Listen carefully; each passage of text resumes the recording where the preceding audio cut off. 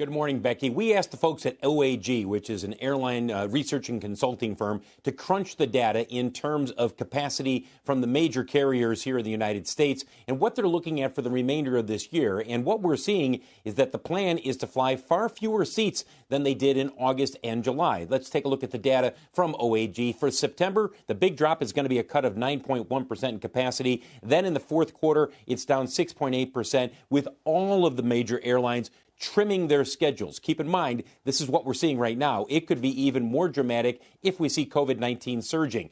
We've seen a plateau in the number of people who are flying. The high water mark was definitely in late June, early July. Right now, it's down about 22%.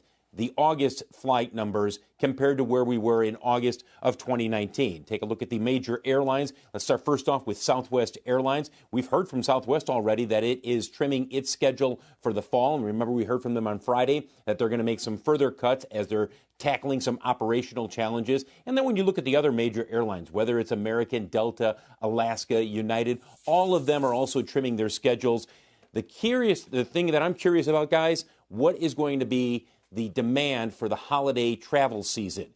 A lot of people thought 3 months ago we would see strong travel demand. I'm not so sure given what we're seeing with COVID-19. It's definitely not going to go back to where it was a year ago, but it is going to be slower than what we've seen over the last couple of months. Guys, back to you.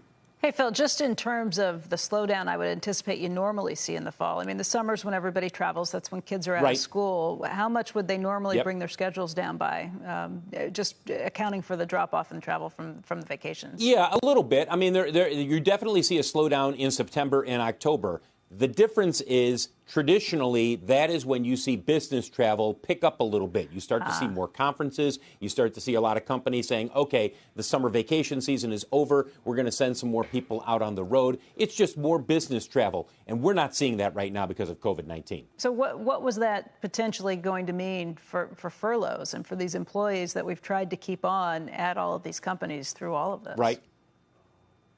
Well, we're past that point in terms of furloughs. The airlines are all in need of further staffing because they cut back so far. And remember, we had the issue in the summer where you had a number of airlines saying, we don't have enough people, whether it's flight crews, whether it's maintenance, whatever it may be, because so many people took buyouts, early retirements, and they cut back so far late last year, early this year, that they were having trouble ramping up. So we're still in the process of the airlines, for instance, hiring pilots, getting more people for the flight crews. So I'm not worried about the furloughs, and I'm not worried that we're going to head back to where we were a year ago, where you saw airlines saying, you know what, we're furloughing 10 or 15,000 people.